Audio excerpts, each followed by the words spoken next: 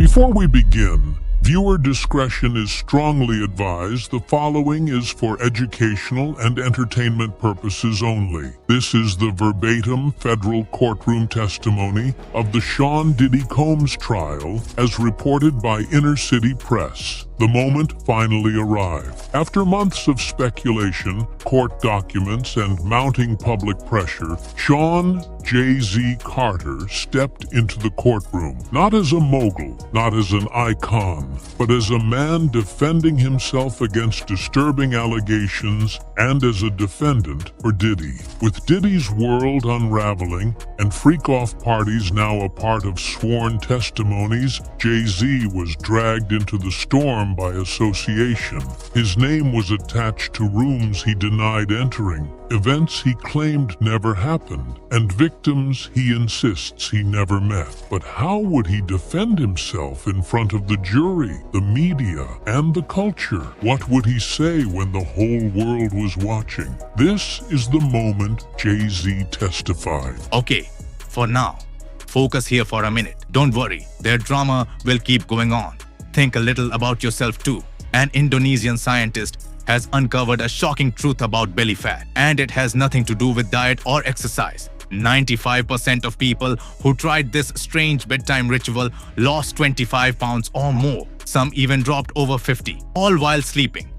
No gym, no starving, just one simple step before bed. It sounds crazy, but it's backed by science. Tap the link in the description and see for yourself.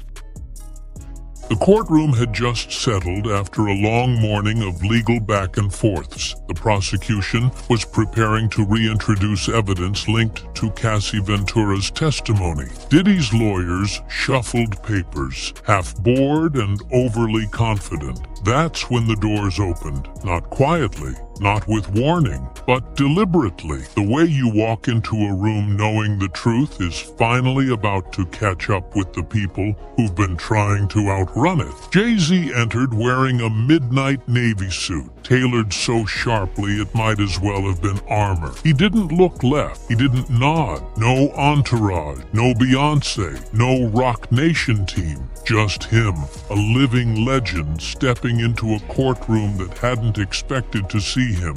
Not like this, not on the witness list, not under oath. Gasps filled the room. The gallery stood halfway in reflex. One journalist dropped her pen. Cassie Ventura, seated behind the prosecution, leaned in to whisper to her attorney. Even the judge raised her brows slightly. Diddy, he turned toward the entrance and didn't blink. His eyes locked onto Jay like he was watching a ghost he buried 20 years ago rise from the dirt. This wasn't planned. Not by the press, not by the public. Jay-Z had requested a sealed session for his statement, but the court overruled it. Transparency, that was the ruling. And now, Jay was about to give the performance of his life, not with lyrics, but with memory. He took the stand, he swore his oath, and the courtroom filled with federal prosecutors, entertainment journalists, and attorneys who once negotiated million-dollar deals at brunch tables, leaned forward like they were listening to the first verse of a track they weren't supposed to hear. His voice? Calm, controlled, but tight, like a rope pulled in both directions. I want to make it clear, he began. I came here because silence ain't an option no more. And with that sentence, everything changed. Because when Sean Carter speaks, not the mogul, not the rapper, not the billionaire businessman, but the man behind it all, it's not just a testimony, it's a reckoning. Jay-Z didn't waste time. He didn't come with denial as his opening weapon. He came with context, and that was even more dangerous. Yes, I was invited to Diddy's events. Yes, I attended. But let me be clear, what I saw and what I was told were two very different realities. He said those words carefully, deliberately. His lawyers sat stiff. The defense looked confused. Was this helping them? Was he flipping? The answer would come slowly, piece by piece, as Jay-Z told the court something nobody expected. I saw the setups, the NDAS, the confiscation confiscated phones, the back rooms with curtains. I never went in those rooms. I never signed those papers, but I knew. He paused. I knew something wasn't right. That sentence broke the courtroom wide open, because it wasn't just an admittance of being present. It was an admittance of witnessing the mechanics of the machine Diddy allegedly built. A machine that Cassie, Dawn Richard, and others had described in excruciating detail. Jay-Z turned toward the jury. You see, in this industry, there are parties, and then there are parties. And the ones I was at, the ones I started walking away from, those weren't parties anymore. They were systems, designed experiences, the kind that aren't about fun. They're about power, control. The prosecution asked, "Did you ever witness anything criminal?" Jay-Z hesitated. Not directly, but I saw enough to know I shouldn't be there. He described one event in 2015, a party in Miami, supposedly for Christian Combs's birthday, where he says things got strange. They had masks, he said, like real masks. One man walked past me in leather with nothing but high heels on. People laughed. I didn't, because I knew that man looked scared. Jay-Z said he left early that night. He said he called a driver and didn't wait for the scheduled car service because I didn't want my name attached to whatever that was. Then the prosecution dropped the photo. A leaked image, blurry but authenticated, of Jay-Z, Diddy, LeBron James, and Beyoncé in a room with a man in a latex mask kneeling on a velvet pillow. Jay-Z looked at it in silence. I saw that moment, he said. I was told it was performance art. I didn't laugh. I didn't stay. He looked at Diddy. You knew people trusted you. You used that. For the first time, Diddy's jaw dropped. Then came the part that turned Jay-Z's testimony from damage control to destruction. He told the court about a private conversation he had with Diddy in late 2018, just after whispers of investigations started circulating in the industry. According to Jay, Diddy called him to get ahead of something. He told me, "They're coming for me. You gotta be careful who you stand next to." Jay said he asked Diddy point blank, "Did you do anything I can't come back from?" And Diddy allegedly responded, "It's just parties, Jay. Just experiences. Nobody gets hurt unless they wanna." Jay's voice cracked slightly. That was the last real conversation we had. He looked at the courtroom. I stopped answering his calls after that. Jay said he began distancing himself, skipping revolt events, pulling out of collaborations, even instructing Rock Nation reps to keep our brand away from whatever Puffs got going. Then the prosecution revealed something else, an email exchange between Jay-Z's legal counsel and an anonymous party from early 2020, in which Jay's team is warned that NDAs from past events might be weaponized against those who were present, even if they weren't involved. Jay nodded. I knew what that meant. They were going to use silence as a shield. I wasn't about to get caught behind it. He finished the third part of his testimony with a sentence that made headlines before the court even recessed. He used to be my brother, but now I see who he really was and who I almost became by standing too close. The room was silent, and the fallout just beginning. As Jay-Z sat forward in the witness chair, his hands folded, his voice came out strong, but undeniably emotional. The courtroom had already been rattled by the allegations and rumors circling the trial, but now the weight shifted. Jay-Z wasn't just here as a celebrity being dragged into another scandal. He was a husband, a father, and a man defending everything he had built. I need to speak about my family, he began, looking directly at the jury, because when my name gets dragged, so does theirs. The room was silent. Jurors leaned in. Reporters stopped typing. Even Diddy, who had been scribbling notes on his legal pad for most of the morning, looked up. Jay-Z described the toll the accusations had taken on Beyoncé and their children. Blue Ivy's old enough to read headlines now, he said. She came to me asking what a freak-off was. That's not something a father should have to explain. He described how, after the initial lawsuit named him, reporters swarmed outside their home. Paparazzi camped outside Blue's school. Headlines blurred fact and fiction, turning his life into a tabloid war zone. He continued, "My wife has stood by me through everything. But this was different. This wasn't business drama or career competition. This was a nuclear bomb dropped on our family. And the worst part? It was all based on a lie." He then turned to the specific claim that he and Beyoncé attended the alleged Miami freak-off in 2015. Jay-Z reached into a folder and pulled out flight records. "On the night in question, we were in Paris," he said. "It was our anniversary.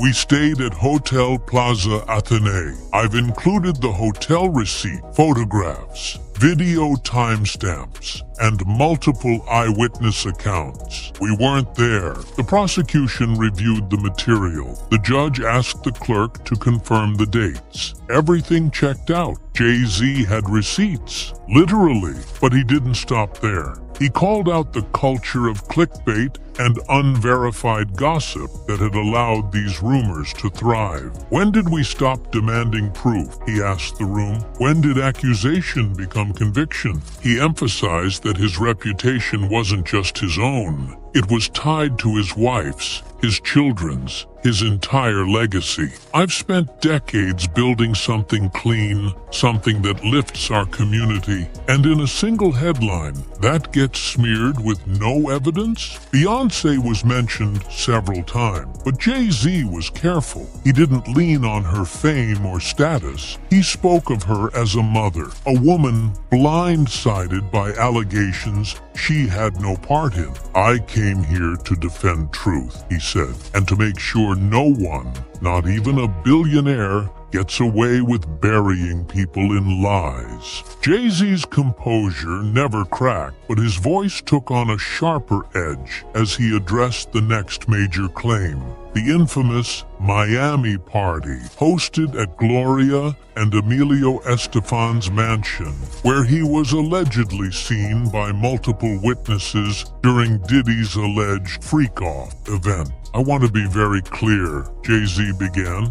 "I have never, in my entire life, attended a party at Gloria Estefan's house. Not in Miami, not anywhere." He unfolded several documents, a timeline of his activities from that week, supported by security detail logs, transportation manifests, and charity event programs. He walked the court through every hour of the date in question. "On the night of the alleged party, I was in Los Angeles. I was attending a charity dinner hosted by the Sean Carter Foundation at the Peterson Automotive Museum," he said. "Here's my speech transcript. Here's the guest list. Here's a photograph with the mayor." The evidence was irrefutable. The court clerk displayed a screen showing the security log of the museum, which captured Jay-Z's entrance and exit down to the minute. But the part that hit hardest wasn't the proof. It was the breakdown of how these rumors got started. Jay-Z called out the vague phrasing in lawsuits and the power of innuendo. "You don't need a lie to be loud," he said.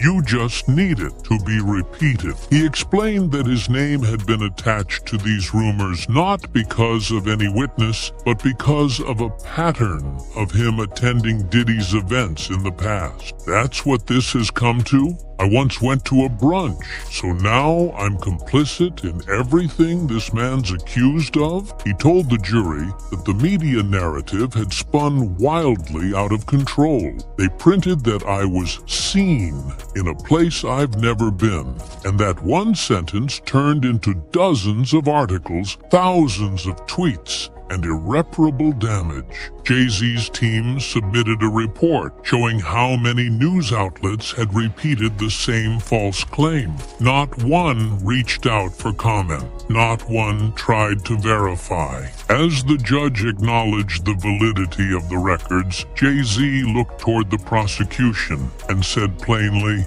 "If you're going to drag a man into a trial this big, you better have more than gossip and guesses." The final stretch of Jay-Z's testimony took a darker, surreal turn as he addressed the ocean of conspiracy theories that had swirled since Diddy's downfall began. He shook his head, glanced at the jury, and said, "I've been called a lot of things in this industry, but Illuminati puppet, master manipulator, murderer by association, that's a new one." He acknowledged the internet frenzy, how TikTok accounts had posted deep dives connecting him to everyone, from Harvey Weinstein to R. Kelly to Jeffrey Epstein. "They say where there's smoke, there's fire," he said. "But sometimes the smoke is just fog machines and YouTube edits." Jay-Z brought up specific accusations that he was involved in Aaliyah's death, that he helped orchestrate the deaths of Michael Jackson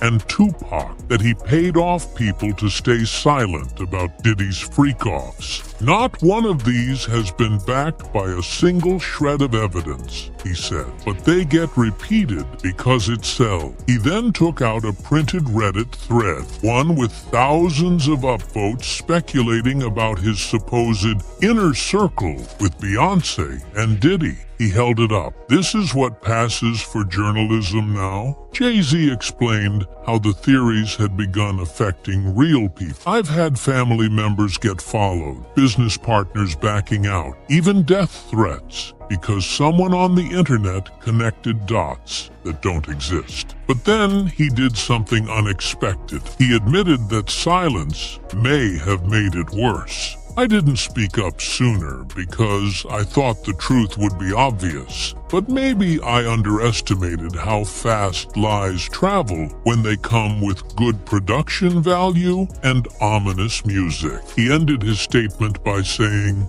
"I'm not asking you to like me. I'm asking you to listen, to think, to demand proof. Because if we don't draw the line here today, then none of us are safe from what comes next." Jay-Z sat back, his testimony complete. In a courtroom where whispers had become headlines, his voice had just redrawn the battle lines. As Jay-Z finished his direct testimony and the room settled into a tense hush, the lead prosecutor stood. His name had been whispered for days. An aggressive federal litigator known for shaking even the most polished celebrities. He adjusted his glasses and looked straight at Jay-Z, who remained poised but visibly alert. "Mr. Carter," the prosecutor began, "you say you were never at Gloria Estefan's house. You've provided logs, photos, timestamps. That's all compelling." Jay-Z nodded slowly. "Because it's the truth." "But,"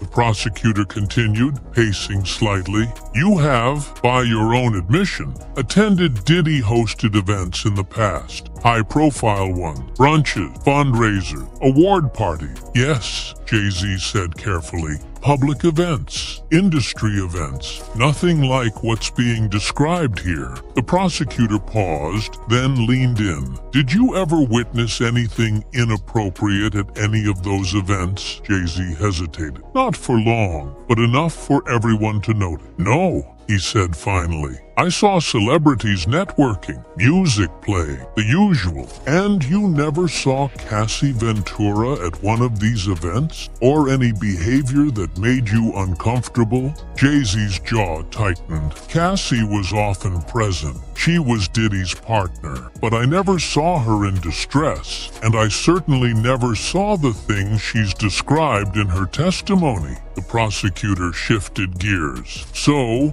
when you hear now what she's claimed about coercion, about abuse, about the so-called freak-offs, you're saying you're completely blindsided?" "I'm saying I didn't see it," Jay-Z replied firmly. And if I had, I wouldn't have stayed quiet. The prosecutor nodded. That's what Russell Simmons said too. The room gasped. Jay-Z blinked, his poker face breaking for a half second. Objection! Jay-Z's attorney barked. The judge sustained it, but the implication lingered in the air. The prosecutor continued, pushing the idea that Jay-Z's proximity to Diddy gave him access to more than just music industry clout. He floated the possibility that Jay-Z knew more than he was admitting, but without direct evidence. It was all strategy. The jury watched, some skeptical, others sympathetic. Jay-Z's final response before stepping down cut through the tension. I'm not here to protect Diddy. I'm here to protect my name. And if I was part of that world, if I even suspected it, I wouldn't be testifying. I'd be on trial. As Jay-Z stepped down from the witness stand, he adjusted his suit jacket, briefly glancing toward the gallery where Beyoncé was not seated, but her absence felt present in every stare. He exited through the side door, escorted by security, but the courtroom remained buzzing. Murmurs, head shakes, and gasps, some in disbelief, others in vindication. Reporters in the gallery exchanged frantic texts and notes. Social media was already erupting. Headlines flashed, Jay-Z breaks silence under oath. Jay-Z versus prosecution. Jay-Z defends Beyoncé and family from Diddy ties. There was no waiting for a verdict. The internet had already rendered one. But inside the room, something more complicated was unfolding. The jury remained unreadable. Juror 4, a middle-aged black woman in a beige pantsuit, scribbled steadily in her notepad. Juror 9, a young man with a military haircut, stared at the empty witness chair long after Jay-Z had left it. And the alternate juror, he bit his pen cap in silence, eyebrows furrowed. One spectator, a former bad boy intern, was caught by the sketch artist wiping tears from her eyes. She told a reporter during recess, he talked like he didn't know, but we saw him at those events. Maybe he didn't see what we saw, or maybe he just looked away. Cassie Ventura remained stone-faced, seated at her attorney's table. She didn't react during Jay-Z's testimony, but when his voice cracked mentioning Blue Ivy, she briefly looked up, not with empathy, more like a question. Was he protecting his family or protecting himself? Even Diddy, stoic throughout much of the trial, showed signs of twitching. He tapped his pen faster. His eyes scanned the room. Jay-Z's denials had hit him too, not as a betrayal, but as a signal. The ship was sinking and everyone was trying to find a lifeboat. The judge called a short recess, and as the room emptied into the hallway, voices clashed. Some were Team Jay-Z. He showed receipts. He came clean. What more do you want? Others weren't buying it. He's just saving face. He's been part of the system forever. And in the middle stood the truth. Nobody really knew, but everybody had an opinion. Back at Rock Nation headquarters, the mood was tense. Jay-Z's team had released no official statement post-testimony. His attorney, Alex Spiro, offered only a brief quote outside the courthouse. Mr. Carter testified truthfully and courageously. We stand by his integrity. But the world wasn't waiting for legal summaries. Within 12 hours, every major outlet, from TMZ to the New York Times, had dissected his testimony. Some praised his transparency. Others called it calculated damage control. Beyoncé's name trended globally for 36 hours straight. Her publicist declined to comment. Fans were divided, some fiercely defending her, others questioning how deep the couple's connection to Diddy really went. Meanwhile, the prosecution was regrouping. Jay-Z hadn't shattered their case, but he had complicated it. He had humanized himself, distanced his family, and redirected the spotlight. But in doing so, he raised another issue: the industry's pattern of plausible deniability. The DA's office released a quiet statement. While Mr. Carter's testimony was significant, our investigation remains ongoing and extends beyond any one individual. Translation? This isn't over. And then came the wild card, 50 Cent. Never one to stay quiet, he posted a photo of Jay-Z on the stand with the caption, "Nice performance, but we ain't forgot them brunches, my guy." It went viral instantly. In the days that followed, other celebrities began to reappear. Alicia Keys reposted a quote about truth cutting through silence. Questlove tweeted cryptic emojis. Even Oprah posted a vague story about building from ashes. Jay-Z's reputation had taken a hit, but it hadn't collapsed. His testimony, for better or worse, marked a moment where silence was no longer an option. And in a case full of twists, one truth was clear. The courtroom wasn't just trying Diddy, it was trying an entire era of power, proximity, and protection. Jay-Z had survived the stand, but the real trial, the trial of legacy, was just beginning.